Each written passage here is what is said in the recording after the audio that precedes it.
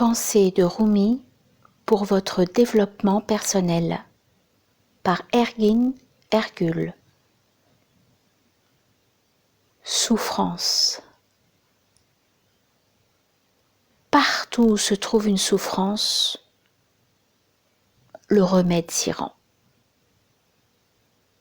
Partout où se trouve une basse terre, l'eau y coule. Sache que chaque souffrance est un morceau de mort.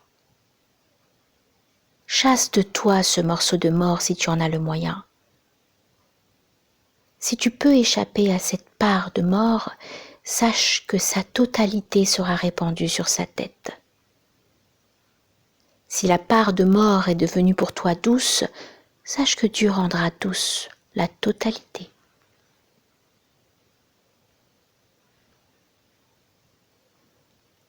Le soupçon.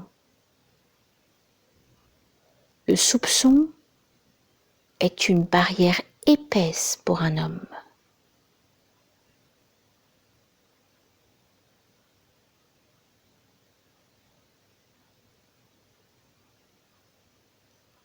La tristesse intérieure et l'expansion.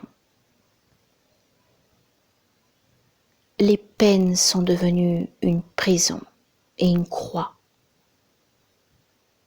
La peine est la racine. Et la racine donne naissance à des rameaux. La racine était cachée, elle est à présent révélée. Considère et ta tristesse intérieure et ton expansion comme une racine. Quand c'est une mauvaise racine, arrache-la vite, afin qu'une vilaine ronce ne pousse pas dans le jardin. Tu as senti la peine?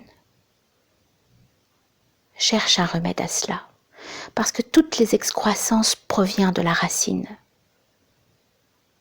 Tu as ressenti un sentiment d'expansion? Arrose cette expansion. Et quand le fruit apparaît, donne-le à tes amis.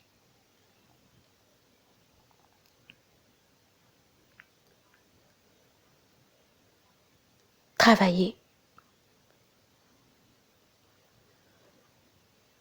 Quand tu as travaillé et planté un arbre, à la fin, quand le fruit apparaît, tu lis les premiers mots,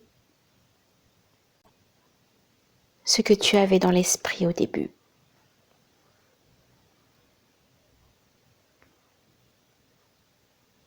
Renonce donc à la prière sèche, ô homme infortuné. Car l'arbre présuppose qu'on ait semé des graines. Mais si tu n'es pas de semence à cause de cette prière, Dieu t'octroiera un dattier, disant « comme il a travaillé ». Comme Marie, elle avait de la souffrance, mais pas de fruits, quelqu'un d'habile rendit vert pour elle ce palmier desséché.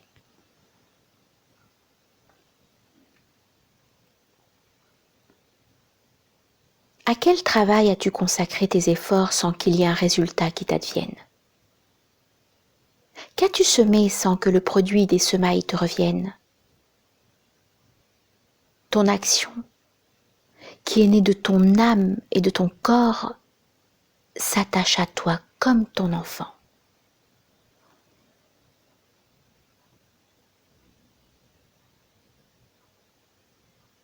La vérité. La vérité est un miroir tombé de la main de Dieu et qui s'est brisé.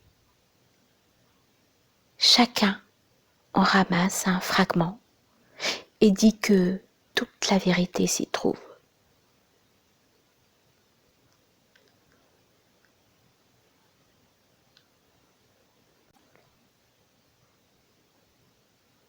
La vie. La vie est comparable à une bourse d'or. Le jour et la nuit sont comme celui qui compte les pièces d'or. Le temps compte et donne l'or sans arrêt, jusqu'à ce que la bourse soit vide, et alors vient la fin.